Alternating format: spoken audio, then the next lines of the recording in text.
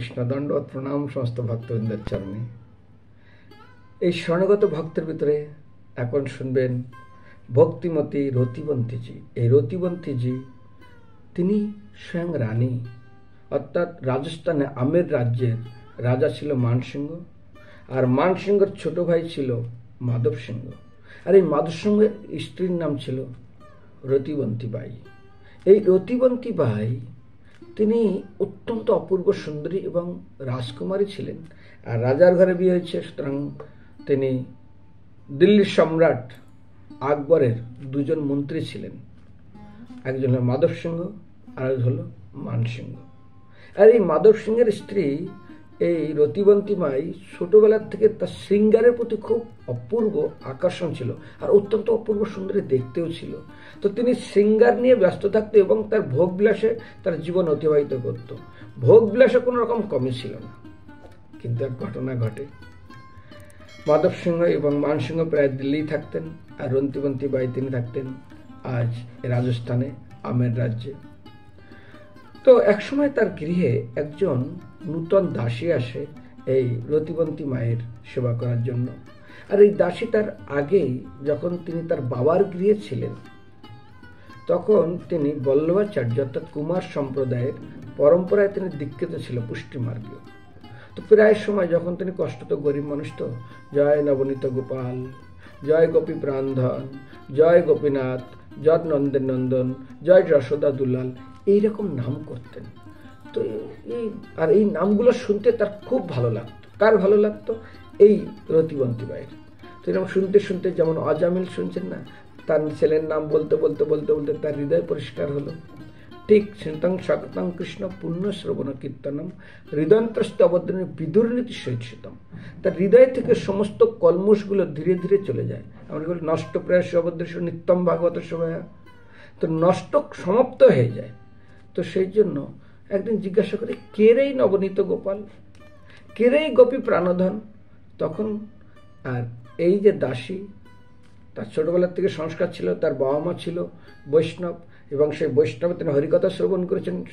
এবং তখন বিভিন্ন রকম লীলা বলেন, বিশেষ করে ভক্তদের লীলা, প্রহ্লাদ মহারাজের লীলা, ধ্রুব মহারাজের লীলা, বলি মহারাজ লীলা, পরীক্ষিত মহারাজের লীলা, চিত্রকেতুর লীলা, ভক্তদের লীলা এত সুন্দর, শুনতে তার ভালো লাগে। শুনতে শুনতে শুনতে ভগবান তার খুব সুন্দর ভাব এবং প্রেম ভক্তি বিকাশ পেতে থাকে।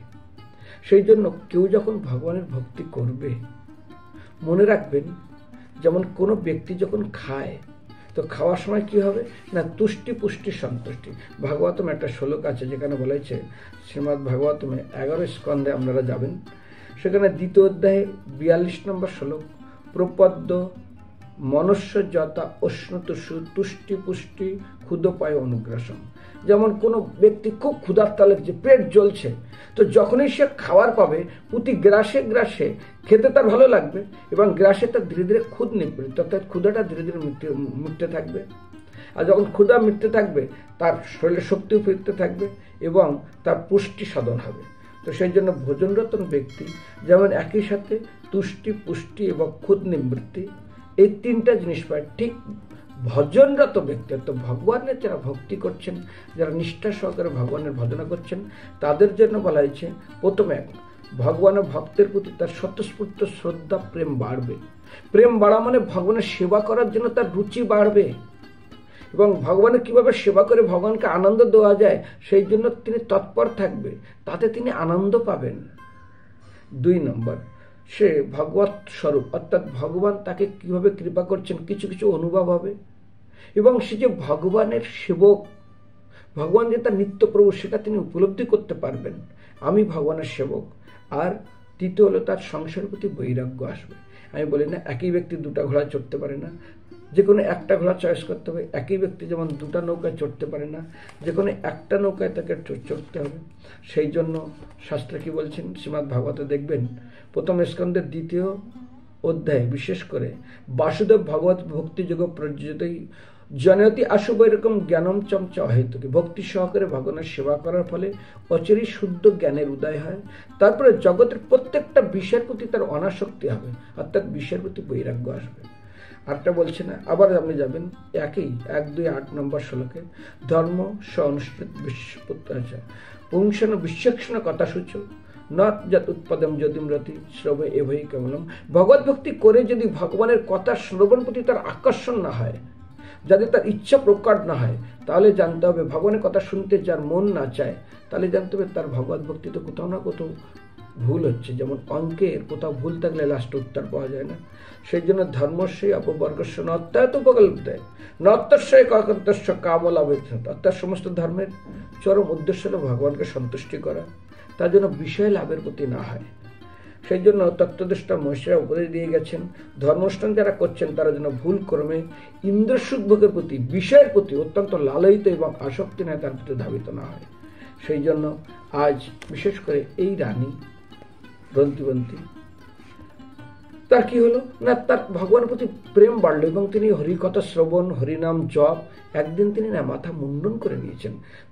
পুণ্ড বুদ্ধ তথা নাম মালা মন্ত্র হচ্ছে পঞ্চমম, উদ্ধপুণ্ড তিলক ধারণ করেছেন, গলায় কণ্ঠি নিয়েছেন, ভগবানের নাম জপ করেন, ভগবানের কীর্তন করেন, সাধুর সঙ্গে থাকেন।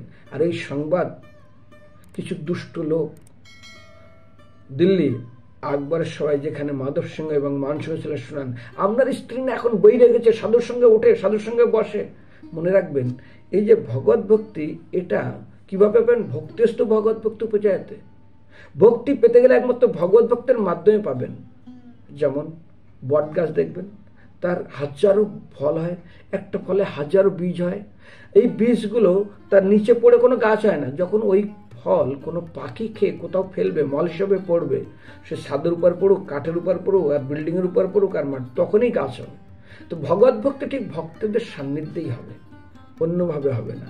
ইস্কনে হয় না, প্রথমে ছেলে একটু কৃষ্ণ ভক্তি করে, তারপরে একটু খুব উৎপীড়ন করে, তারপর মাকে বাচ্চা খুব রিকোয়েস্ট করে, কেন সন্তান, ছেলে মায়ের অত্যন্ত প্রিয় আর মেয়ে বাবার অত্যন্ত প্রিয় হয়।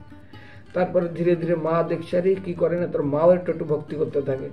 মা যখন ভক্তি করতে থাকে তখন তার স্বামী এসে একটু বাধা দেয়, আর প্রত্যেকটা স্বামী স্ত্রীর কথা শুনতেই হবে। স্ত্রী অত্যন্ত অনুনয় বিনয় করে, স্বামীও ধীরে ধীরে ভগবত ভক্তি করতে থাকে। এই করে পুরা পরিবার ভক্ত হয়ে যায়। তারপর তার কাকার পরিবারকে ধরে, তারপর জ্যাঠার পরিবারকে ধরে, মামার বুড়ির পরিবারকে ধরে, এই করতে করতে পুরা কয়েকটা পরিবারকে ভক্ত করে। এটা একটা ভাইরাস। যেমন করোনা ভাইরাস ফেলেছিলেন, ভক্তি একটা ভাইরাস, একজনকে ধরলো মানে ইস্কনের ভক্তরা ধীরে ধীরে ধীরে ধীরে সবাইকে ফেলে দেয়। ঠিক তদ্রূপ আজ এই রন্তিবন্তী বাইয়ের কি হলো না, ভক্তি এমন বেড়ে গেল, তিনি মাথা মুন্ডন করে সাধুদের সঙ্গে কি করেন না, সাধুর সঙ্গে কৃষ্ণ নাম এই মাত্র চাই, সংসার যিনি তার অন্য বস্তু নয়। সাধুদের মাঝে থাকেন, ওখানে হরিকথা বলেন, ওখানে কৃষ্ণ কথা বলেন। আর তার বাবার প্রচুর সম্পদ দিয়েছিলেন এই রন্তিবন্তী বাইকে, এবং এই সম্পদ দিয়ে তিনি রাজা নেন, সেই সম্পদ তিনি সাধুদেরকে দান করেন, বৈষ্ণব সেবা করেন। এই কথা শুনে রাজা মাধব সিংহ সেখান থেকে চলে এসে দেখে সত্যি তো তাই। চিন্তা করলেন একে কি করে মারা যায়। এখন যদি স্ত্রী হত্যা করে তো সমস্ত সমাজ আমার বদনাম হবে, দুর্নাম হবে, দ্বিতীয় আমাকে নরকে যেতে হবে। তাদের তো সংস্কার ছিল ধর্মের। তখন বলে আরে কিছু দুষ্লোক বলছে চিন্তা করবেন না, আপনার এই রাজ্যে আপনার রাজপ্রাসাদে একটা অত্যন্ত নরভক্ষী রাক্ষসী পুষে রাখাই সিংহিনী, সিংহ পোষা আছে। এই সিংহকে আপনি ক্ষুধার্ত রাখবেন, আর রানী যখন মহল থেকে বেরিয়ে পূজার মন্দিরে যাবেন, যেই পূজা করে বাইরে হবে মুখটা খুলে দেবেন, সেকেন্ডের ভিতরে আপনার স্ত্রীকে, আপনাকেও মারতে হলো না, সিংহের খাবারও হয়ে গেল। রাজার খুব ভালো লাগছে এই কথা শুনে, তাই করব, চলো।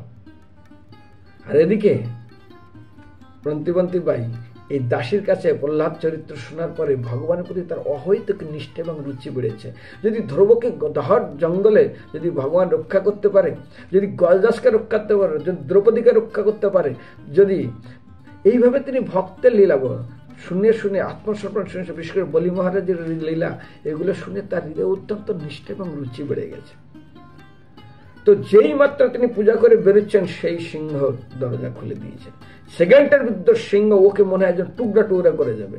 আর যেই সিংহ খুলে দিয়েছে, সিংহ আসতে দেখে রন্তিবন্তী চোখ বন্ধ করে দিয়েছে। কারণ সত্য কথা কি, মৃত্যুর ভয় সবাই থাকে। তো যাই হোক, একটা সময় একজন ব্যক্তি, এক সাধু, এক টিয়া পাখিকে কৃষ্ণ কথা শুনেছেন, কৃষ্ণ নাম, কিন্তু হঠাৎ একদিন চোখ বন্ধ করে টিয়া পাখি কৃষ্ণ নাম করছে, আর হঠাৎ সামনে শব্দ দেখে বিড়াল, আর যেই বিড়াল দেখছে কোথায় কৃষ্ণ ছুটে ট্যা ট্যা ট্যা করা শুরু করেছে। তো রতিবন্ত বাই বলছে, ব্যাস আমার এখন সময় হয়েছে, অন্তকালে চে স্মরণ স্মরণ মুক্ত কলে বরম, এখন আমি ভগবানের নাম করি। চোখ বন্ধ করে ভগবানের নাম করছেন যে এই মুহূর্তে আমাকে সমাপ্ত করে দেবে সিংহে। কিন্তু অনেক সময় হলেও কিছুই হয় না। আর এই সিংহ রন্তিবন্তী বাইয়ের সামনে গিয়ে চুপচাপ পা গেড়ে, সামনের পা দুটো দিয়ে পিছনে বসে আছে। চোখ খুলে দেখে সিংহ বসে আছে, আর বাইরের থেকে সব লোকগুলো দেখছে। হাতে ছিল ফুল, চন্দনের বাটা, সেখান থেকে চন্দন নিয়ে কপালে তিলক করে দিয়েছে। বলছে ভগবান নৃসিংহদেবকে সত্যি এই রূপে আমার কাছে এসছে বলে নির্ভয়ে ভগবানের কপালে, তিনি এই সিংহের কপালে তিলক করে দিয়ে সিংহের পা ধরে তিনি প্রণাম করেছেন। একটু পরে সিংহ ঘুরে যারা দুষ্ট লোক ছিল তাদের উপরে ঝাপটাইছে, আর সেকেন্ডের মধ্যে সবাইকে ছিঁড়ে ফেলে দিয়েছে। রাজা তাড়াতাড়ি লুকিয়ে গিয়েছে কোথাও এক জায়গায়। তারপরে সিংহ সে পালিয়ে যায়, সিংহকে আর ধরতে পারে না। তো ভগবানের ভক্ত যদি হবেন না, অবশ্য রক্ষিবে কৃষ্ণ বিশ্বাসও পেলেন। সমস্ত ভক্ত চরিত্র শোনার পরে আমাদের ভিতরেও ভগবানের প্রতি নিষ্ঠা এবং ভক্তির দৃঢ়তা হবে। হরিবল এবং শরণাগতি লাভ করবেন। তাই গৌর প্রেমানন্দে।